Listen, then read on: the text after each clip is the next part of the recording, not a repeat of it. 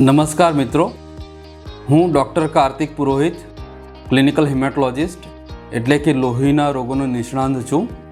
હું આ ફિલ્ડમાં છેલ્લા 5 વર્ષથી કાર્યરત છું અને સુરત નાનપુરા એરિયામાં રુધિરમ હિમેટોલોજી ક્લિનિક ખાતે છેલ્લા 1 વર્ષથી કાર્યરત છું.